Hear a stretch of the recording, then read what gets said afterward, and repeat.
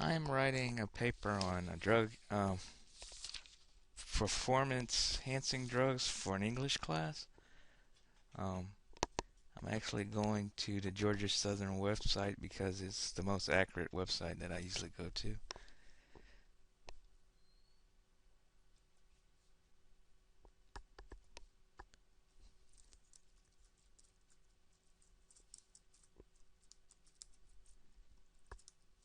Actually, I'm logging into my Georgia Southern now, and I will be going to Galileo because that's where most of the students at Georgia Southern gets their information.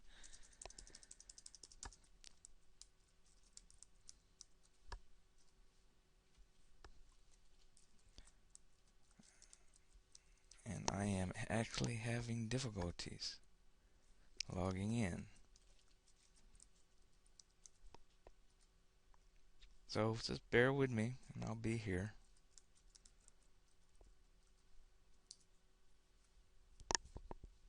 And I am in.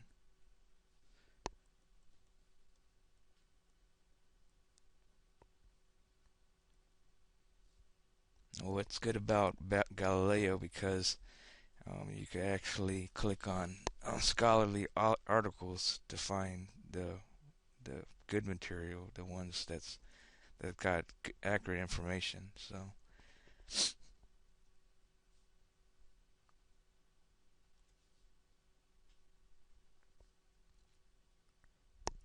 I'm actually browsing into trying to find some articles about um, performance drugs.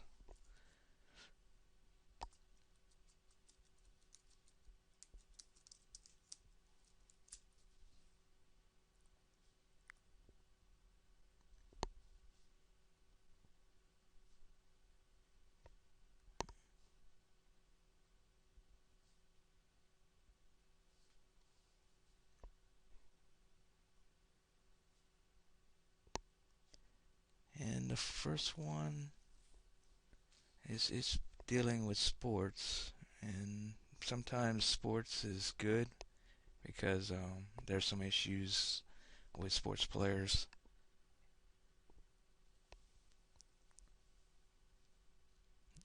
I usually read the abstract just to see if the article is good because it's instead of scrolling the whole article, the abstract just gives you the basic information, so you get an idea if this article might be useful for your topic.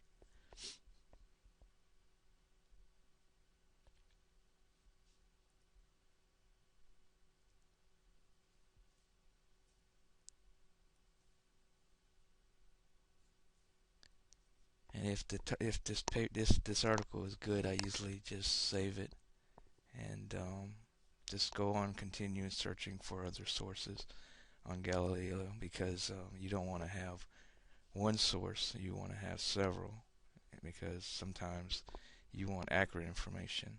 One source is just not enough.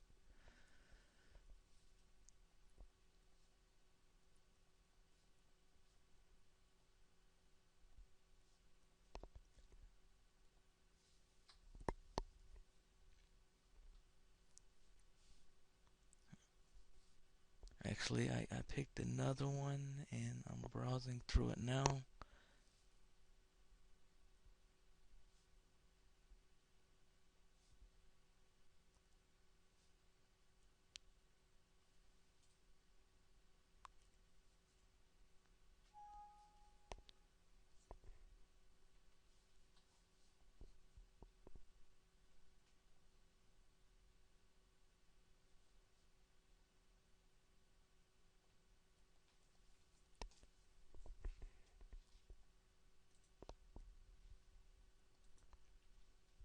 And so I'm opening another browser.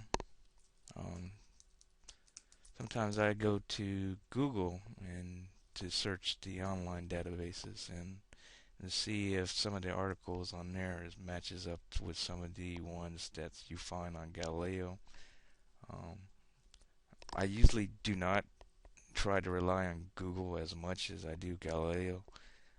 You sometimes you can't find a lot. To me, I can't find too many scholarly articles on Galileo on a topic I'm doing, and and uh, and it takes me a while to figure out if the information is useful.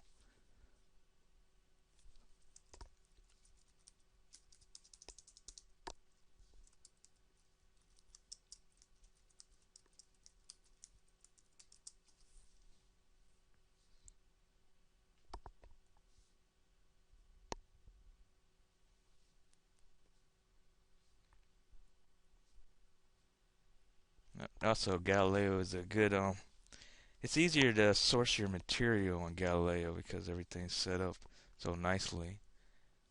So you do a little bit more research on citations and stuff with the with searching it online. Sometimes I have to use the OWL to actually make sure I quote the quotations right. Um, it's easier.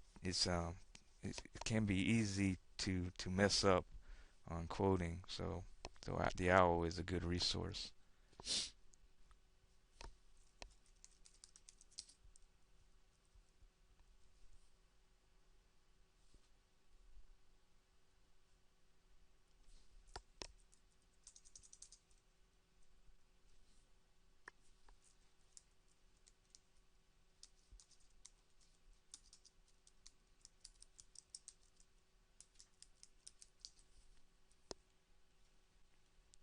And I'm having problems going to the OWL, but I'll just continue to do the research what I need to do because I have a deadline to meet.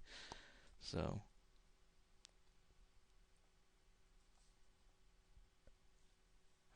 I'm actually in one of the articles, and it talks about athletes in the past, and it could be good because there's some issues with baseball players and other sports players using sports enhancing drugs.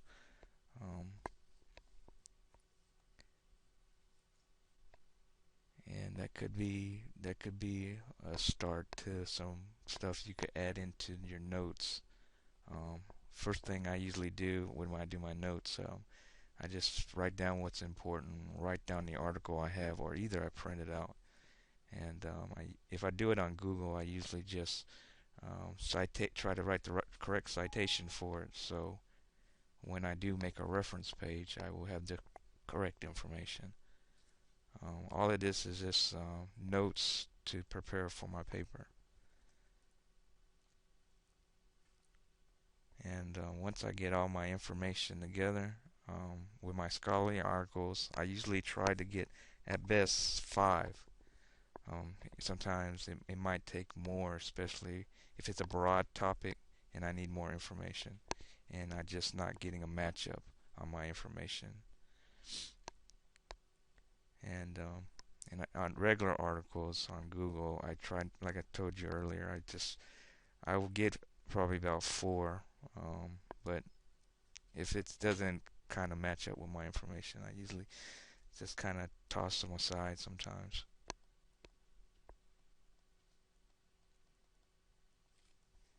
Yeah, dates. Dates could be things about the past. That's usually good. I'm actually going to another website.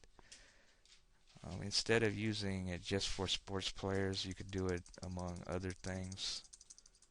Um, and I'm researching that now because you like to have other sources instead of just one, unless you're doing that particular topic on just sports athletes. I know I had a question one time. It's a girl asked me about another topic about the same topic but a different kind of aspect to it. So you like to have a broad the overall view. So if you ever do a presentation, um, ups, doing a speech, a 5 minute presentation to a class, you'd like to have more aspects to it than just one, so you can better answer the question.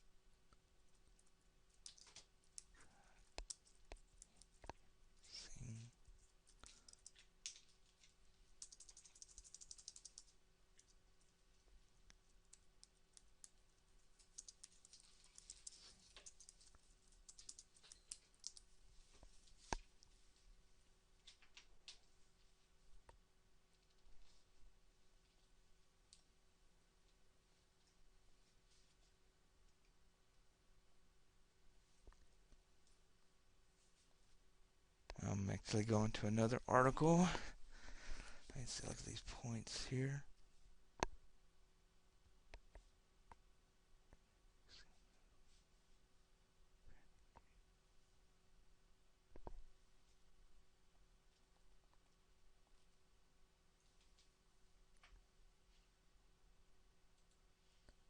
And this article is talking about children, the effects, medical effects. That could be a good article because it tells you the effects of performance drugs.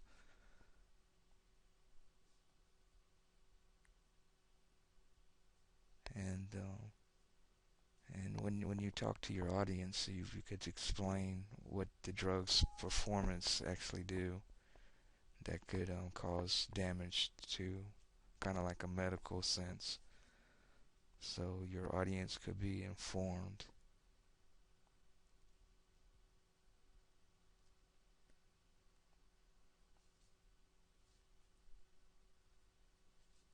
Which I'm getting this one on Galileo.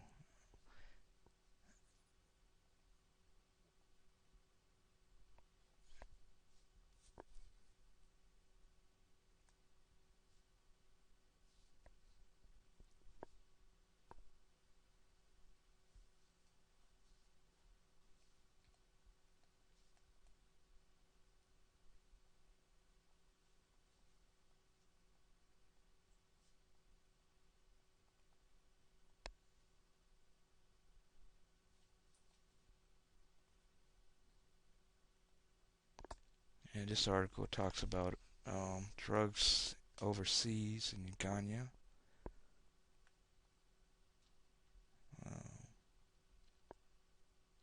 You like to get different perspectives from different countries.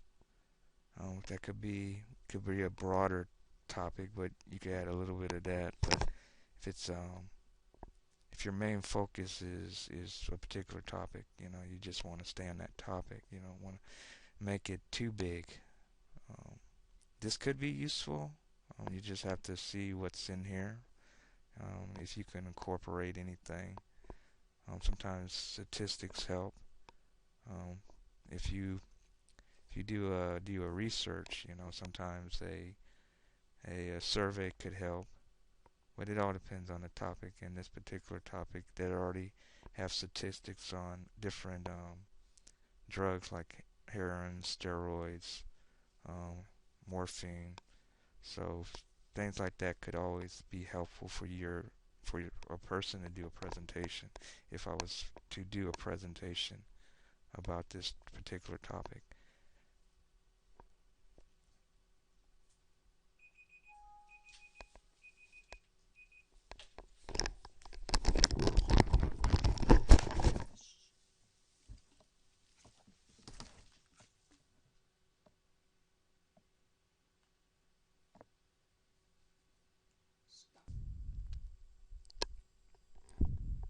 I am writing a paper on Netflix originals for class English.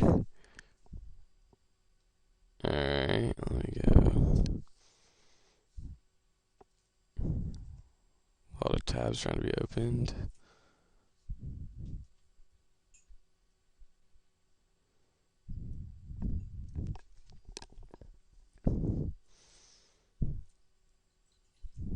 Okay, so the first thing I'm going to do is go to Google, and I'm going to just a quick search on my subject.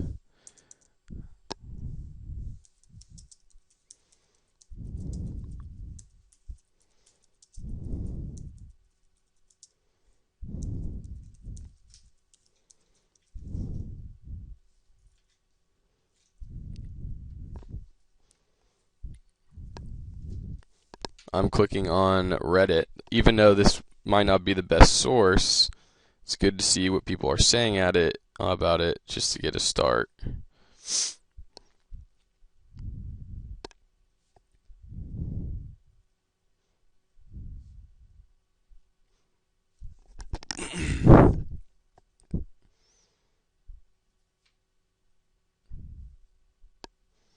See here already I can see, though it may not be true, scale.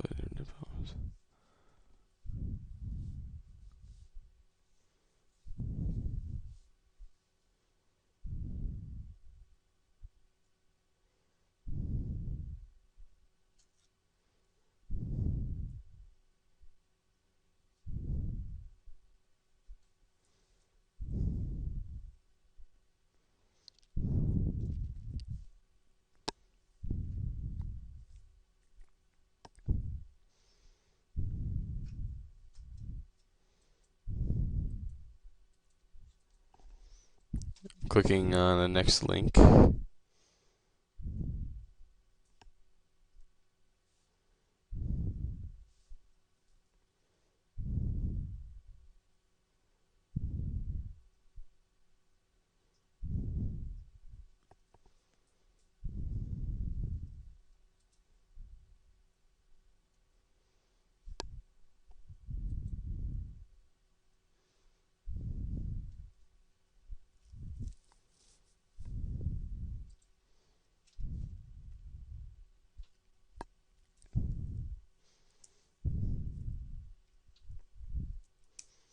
And what I do is I hit Control F when I'm on a big web page so I can search specific words.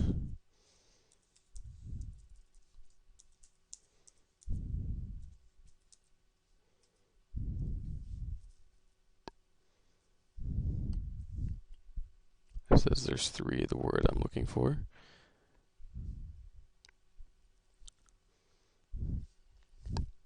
See, here's a big one. We fold in program production in conjunction with or acquired from. We've marked those shows accordingly.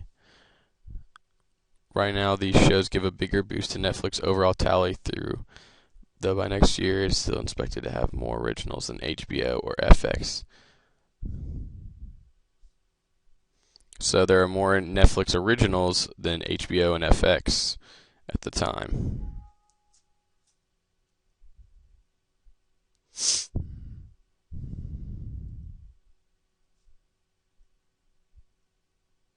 See, right now I'm just collecting information on my topic so I have more to write about. Just to get an idea. And usually I'll have a notepad open next to me and I can write down the name of the websites that I come across that I find I can come back to later.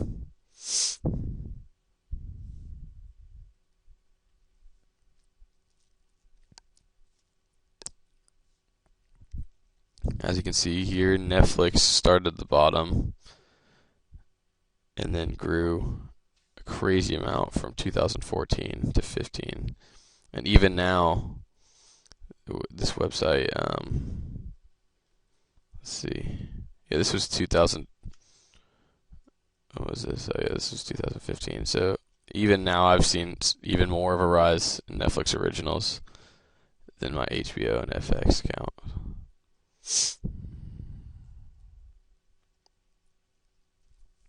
Here's a good thing to look at. Why is Netflix producing original content?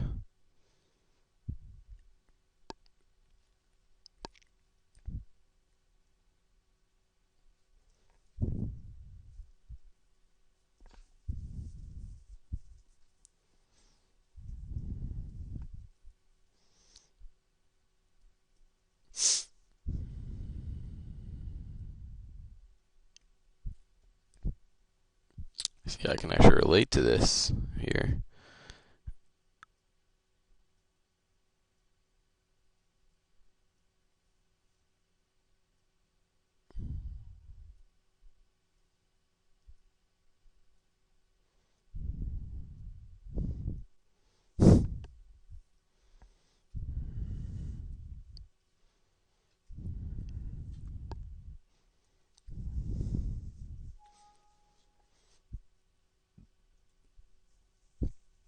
See, right here is something I usually have. I do my research on a Mac, and I have a Notes app open, and I would copy this website, and I would put it into my notes. And then I would like, let's say this is something right here. I'll list 3 reasons why Netflix is making original content. Let's see who Ball is. Matthew Ball. Matthew Ball has a long examination of economics and Netflix original content, looking at a show-on-show level, show-by-show level.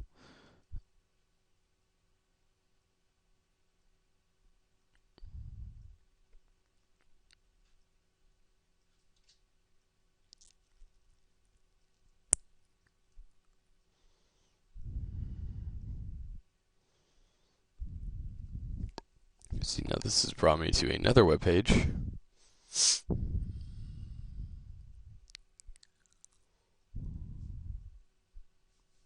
See, these are the facts that would be very good for me to put in my paper, which I would put into my notes with here. And then later on, I would go into a tab of EasyBib and put in the website. And then, but normally, since I have all my notes of the web pages, I don't go into EasyBib to finalize citing my source until the very end of my paper. Probably should start doing it the other way around, but I haven't done that yet.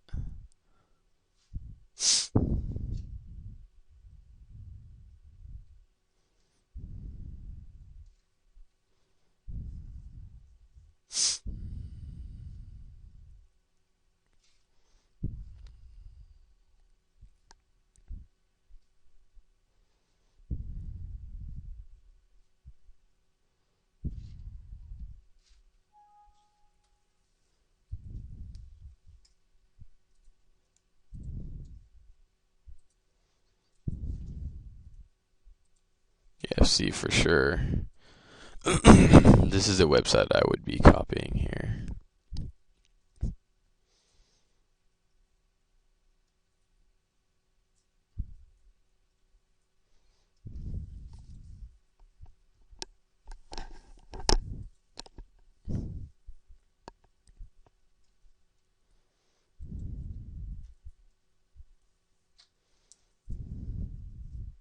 See, looking here is the number one reason that they release Netflix originals is retaining current subscribers that the service is constantly on the verge of losing. And they even put a graph here. Depending on the paper, I could put that graph in. It's good to put in my notes just to be safe so I can look back at something. And though I can't get any good information from it, it's good to look at the comments of the articles too to see what people are saying. Terrific analysis, thank you.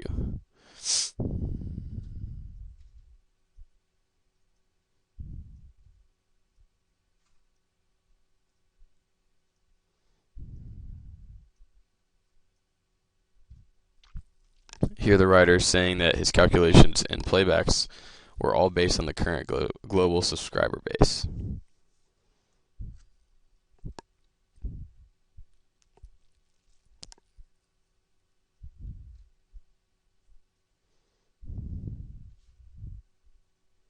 So after I would bookmark that in my notes, I'll look a little more around. Usually what I start doing is I read a little bit online, get a good idea about what I'm writing about, and then I kind of start fooling around with my intro, and then when I get stuck on my intro, I start planning out my entire paper more. Kind of do it in a weird order. So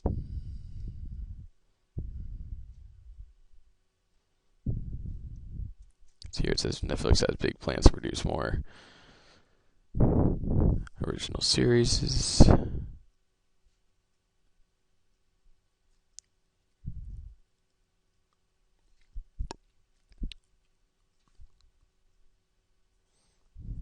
Yeah, they're saying they will double it by the next year.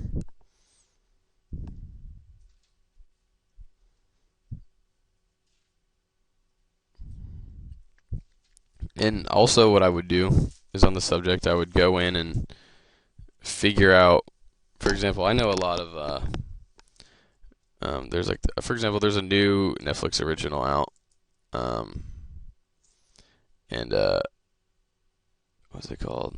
Oh yeah, Master of None is the name of it. What got me thinking was he was interviewed about it, and he hadn't. I think it's, how do you pronounce it? Aziz Ansari. He had an idea for a show, and then the first person he went to, the first provider he went to was Netflix, and they immediately said yes to his offer and funded him for the full show, and it just got released. I'm trying to figure out how I would word it. It would be a good example to put into the paper.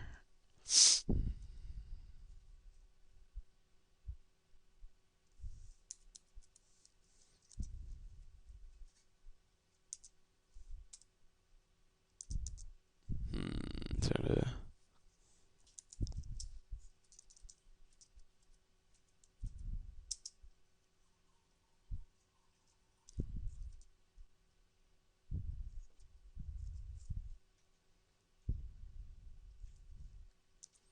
What's up in pitch? Why Aziz Ansari took Master of None to Netflix. See, this relates to my subject, but it's not really facts about it. This is kind of like an extra fluff I can put in. Here's why Master of None landed with Netflix. In parentheses, in Anzi's words. Creative freedom. We pitched only to a premium spots because we didn't want to deal with content issues. He goes on to say, on Netflix we never had one issue with content. Also, no need to edit to commercials, which was great. Viewers can have it all. He just goes through, has all these things he can cut to.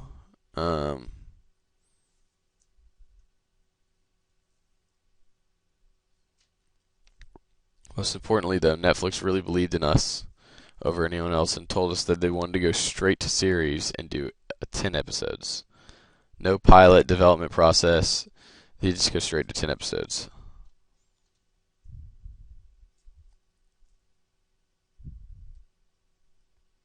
So that is something I could quote.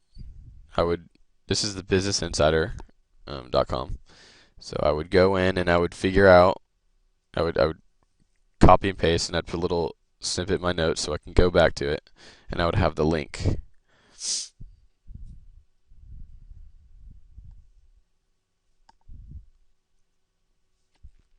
Maybe it'd be good to get another, maybe I know Arrested Development was big, one of the first.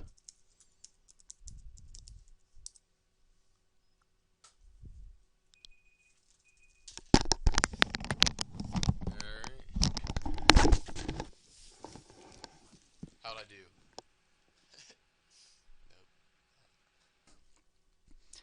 I'm writing a paper on performance enhancing drugs for a class in health.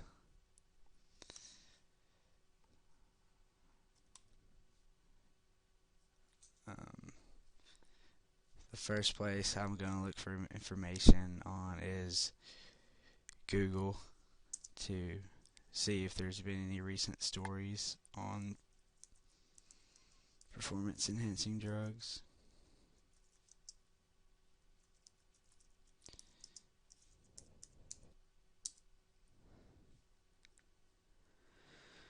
I'm going to look in the news section. Just going to look at facts about it.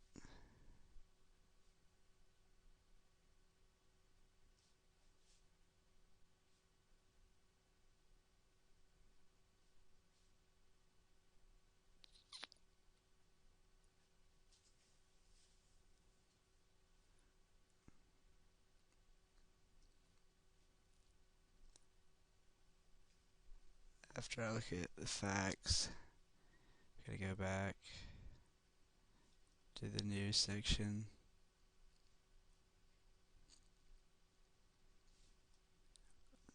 look at people that have recently got in trouble for it.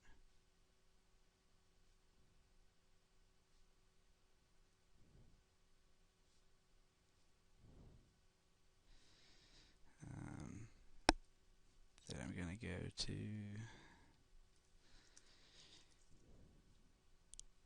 Georgia Southern Library.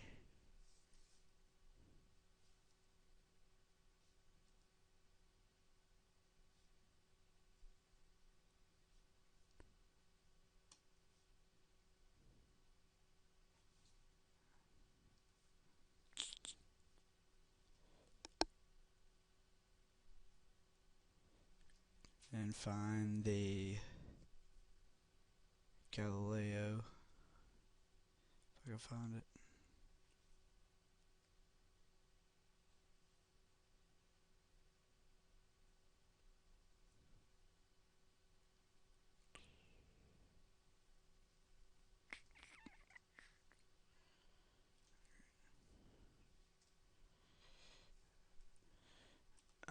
Now I'm going to look for articles on performance enhancing drugs that are scholarly and peer reviewed.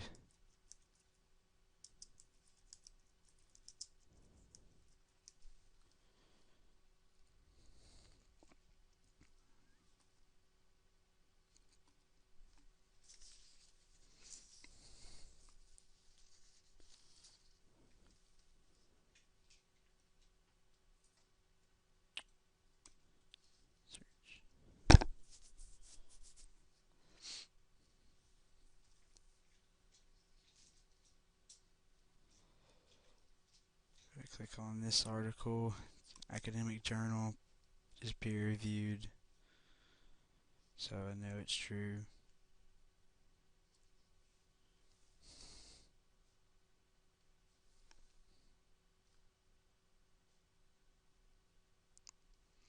Actually, it's not there. I'm going to do the full text only.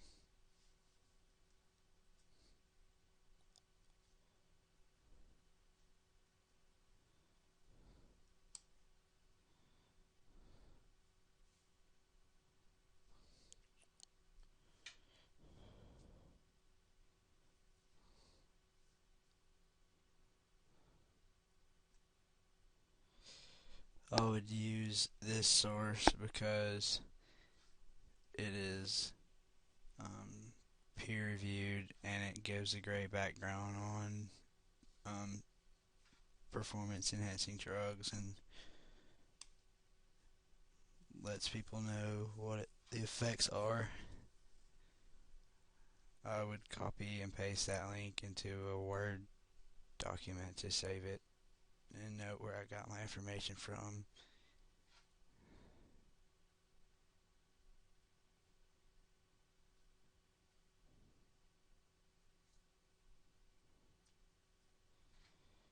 Click on this because it has an argument against performance enhancing drugs, so it might show two sides.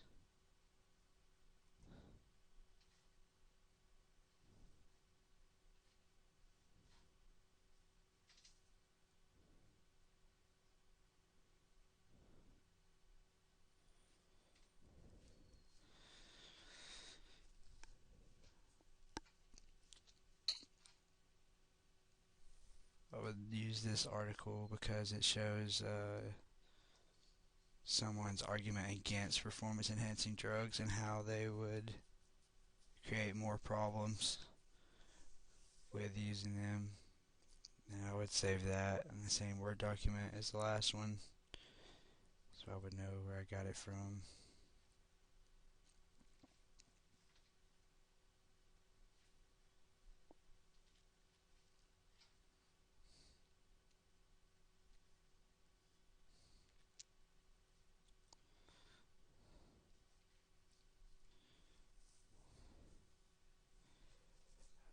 I chose this article because it has psychological effects of performance enhancing drugs instead of just physical effects.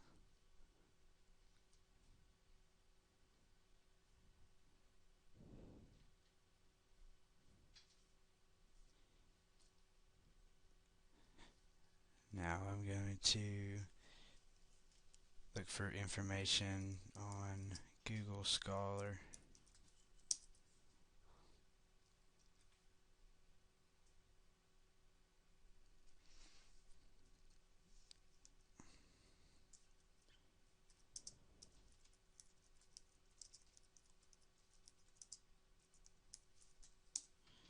I'm going to search people that are for performance enhancing drugs.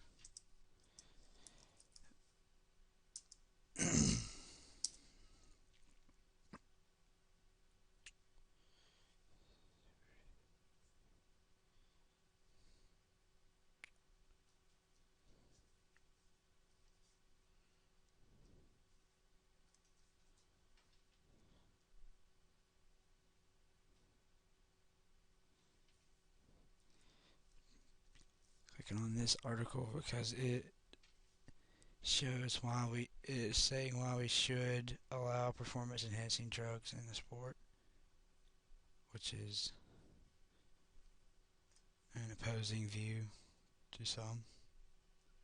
And I would copy this link and put it with the other two.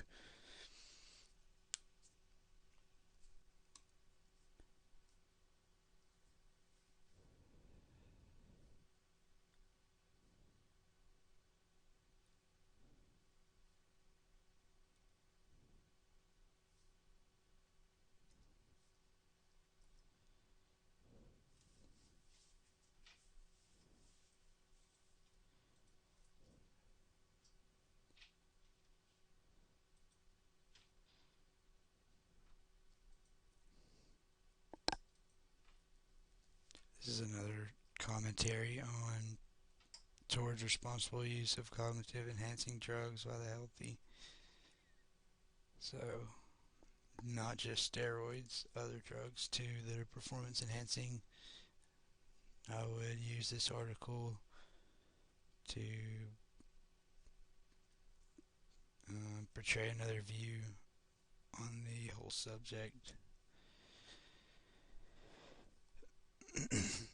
I would write a summarization of these articles first and take down key notes from all of them, then create an outline and write my paper, then go back and cite my sources correctly from the document earlier and create a bibliography using the links I have, and then write my paper. Alright, I think I'm done.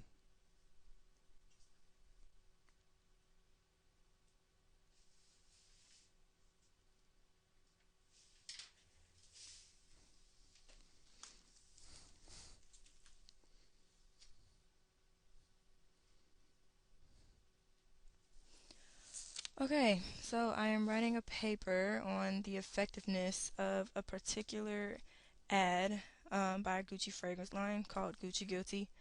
And this is for an English 1101 class.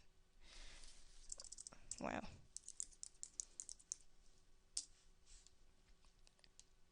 Apparently I can't spell Google. Great.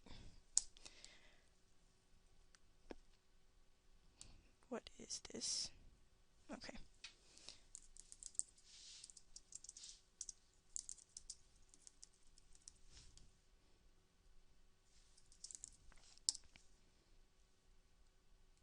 Okay, so it is for these two ads in particular, which appeared in Vogue magazine.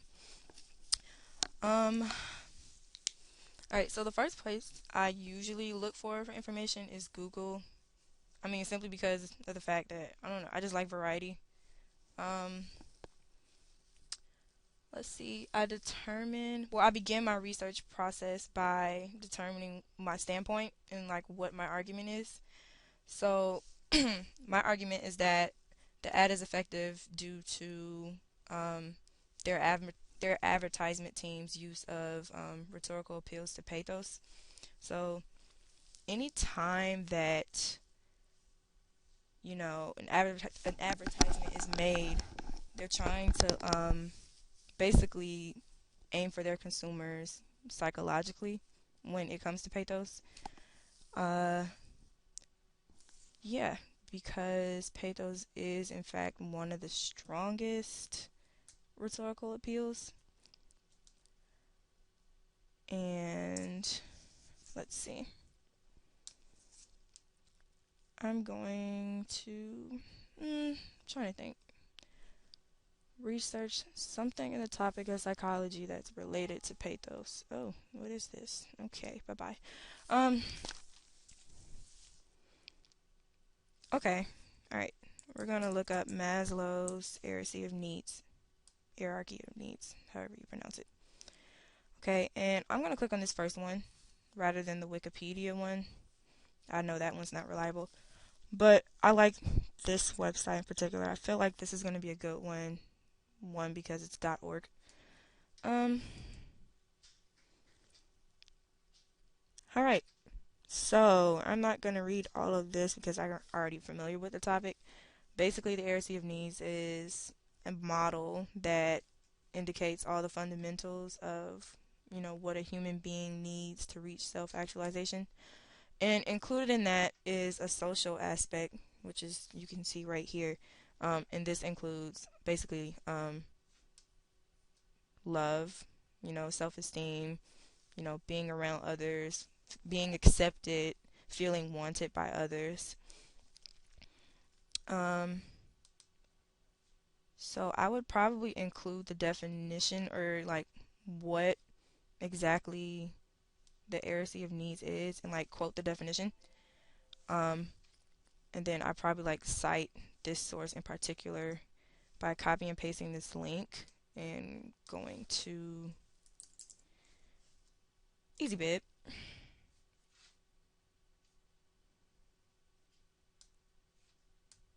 Ah, okay. And I am copying and pasting its URL.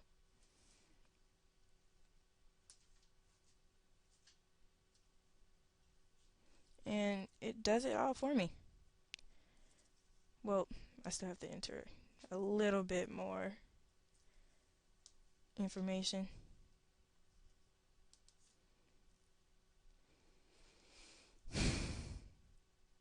Okay, so data access, publisher. Okay, it tells me the year it was published. Let's see if we can find who actually published this. Usually that's at the bottom.